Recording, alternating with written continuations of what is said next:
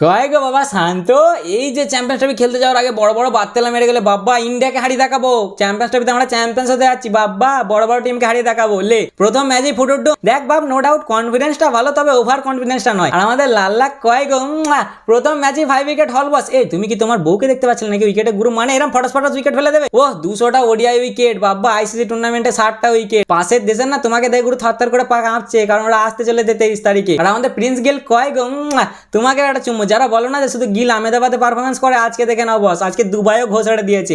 বাবার আজম দেখে নে, এইভাবে স্লো খেলে টিমকে জিতে যেতে হয়। ওরা ওই ঘন্টার নাম্বার 1 ওডিআই ব্যাটিং হয় কোনো লাভ নেই, ঠিক আছে, একে বলে অরিজিনাল ব্যাট। আর আমাদের বিরাট ভাইকে কেউ লঙ্কা লেবু লাগাও তো বস, এর কি হয়েছে বলো তো, একবার এজে আউট হয়ে যাচ্ছে, তো একবার লেগ স্পিন আউট হয়ে যাচ্ছে, এটা নিয়ে 5 বার হলো গুরু, একে কেউ কিছু একটা করো। সবার প্রথমেই আসি চ্যাম্পিয়ন্স ট্রফিতে। আজকে প্রথম ম্যাচ ছিল ইন্ডিয়ার সাথে বাংলাদেশের, যেখানে বাংলাদেশ টস জিতে বললো আমরা আজকে ব্যাট করবো। লে তোরা ব্যাটই কর। প্রথম ওভারে লাস্ট বলই স্বামী দিলে সৌম্যকে পটকে পটাক করে, দ্বিতীয় ওভারে হার্ষিত দিলে শান্তকে পটকে, 2 ওভারে 2টো উইকেট 2 রানে। লে ফুটবল স্কোর বাবা, এরা তো দেখছি গোল গোল ঘুরছে, কেউ খুঁজে পাচ্ছে না। তারপরে স্বামী মেয়ে দিকে দিলে পটকে 5 রানে। ও যা মজা আসছিল না, মনে হচ্ছিল 150 মধ্যে এরা লটকে যাবে ভাই। তারপরে এলে আমাদের বাপু যা জাদু দেখালে রে ভাই, আন্টার্কটিকার মধ্যে নিয়ে এসে প্রথম ওভারই 2টো ব্যাক টু ব্যাক উইকেট, একবার টান মুহূর্ত, হ্যাট্রিক হবে, হ্যাট্রিকে ক্যাচও এলো, কিন্তু আমাদের রোহিত দা ভাই ছেড়ে দিলে। এত খারাপ লাগলো রে ভাই, মানে অলমোস্ট হয়ে গিয়েছিল রে। রোহিত শর্মা এত মাঠে ঠুকলে ভাই, ও অন দ্য ক্যামেরা এরকম নমস্কার করলে যে ভাই তুই মাফ করে দে, আমার ভুলে গেছে। জীবনে কোনোদিন দেখেছো যে একটা ক্যাপ্টেন কোনো বলারের কাছে ক্ষমা চাইছে একটা ক্যাচ ছাড়ার জন্য? সত্যি ভাই ক্যাচটা ইজি ছিল, ধরা যেত, কিন্তু কি করবে আর কপালে নাই। বাকি ক্যাচটা নিয়ে নিলে এটা 150-র মধ্যে লেফটে যেত। যা খেলছিল তখন তোমরাই বলতে যে বাবা একতরফা ম্যাচ হয়ে গেল, মজা লাগলো না, চলো ঠিকই আছে। না ভাই আজকে ফিল্ডিং সেরকম একটা খুব ভালো হয়নি, বুঝলে তো। হার্দিক পান্ডে একটা ক্যাচ ছেড়ে দিলে,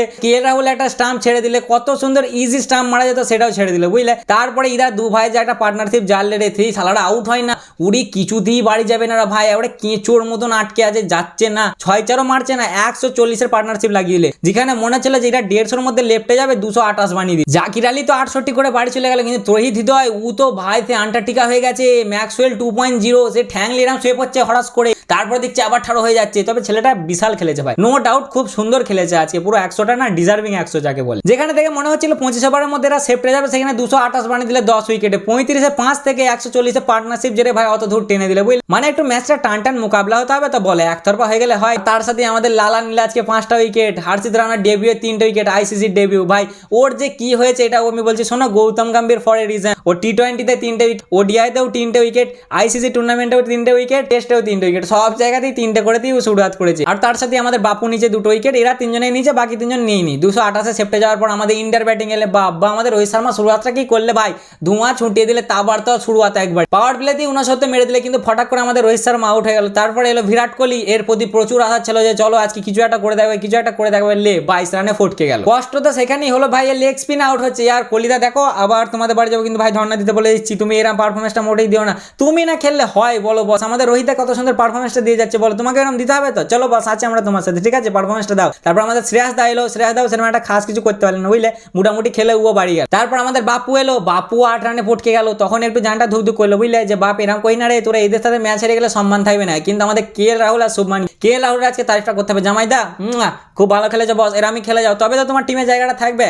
ওরা পটকে গেলে এরা জায়গা দেবে না, ড্যাম নাচে এরা, বুঝলে তো। কেএল রাহুলের পারফরমেন্স সাথে থ্যাংক ইউ দিতে হবে জাকির আলীকে। জাকির আলী ক্যাচটা একটা ইজি ছেড়ে দিল ভাই, ও যদি ক্যাচটা ধরতে নয় ম্যাচ আরো চাপের হয়ে যেত। আর ওইখান থেকে আমাদের রোহিত দা লাফে উঠলে, কারণ ভাই হ্যাট্রিকের ক্যাচটা রোহিত ছেড়েছিল জাকির আলী, আর এখানেই ভাই জাকির ছেড়েছে কেএল রাহুলের, মানে সমান করে দিচ্ছে হিসাব বাড়াবো। আর তারপরেই আমাদের গিল চ্যাম্পিয়ন্স ট্রফির ডেবিউতে প্রিন্স দিলে 100টা জেরে, মানে অসাধারণ একটা ম্যাচ ভাই, একতরফাও বলতে পারবে না, আবার খুব জবরদস্ত বলতে পারবে না, কিন্তু এটা বলবো যে বাংলাদেশ ভাই যথেষ্ট টক্কর দিয়েছে, খালি ওদের যদি টপ অর্ডারটা একটু চলতো তাহলে আরো ভালো মোকাবলা হতো। শুভমান গিলের 106 উইকেটে আমরা এই ম্যাচটা 46 ওভার 3 বলে জিতে গেলাম। তো এটাই ছিল আজকের ম্যাচের খবর। এরপরে আসছে বড় ম্যাচ পাকিস্তানের সাথে ইন্ডিয়া, তোদেরকে দেখে নেবো আয় ভাই 23 তারিখ। তা আজকের ম্যাচের খবরটা কেমন লাগলো অবশ্যই জানাবে, ভালো লাগলে লাইক কমেন্ট শেয়ার অবশ্যই করবে। দেখা হচ্ছে পরের ভিডিওতে, চলো।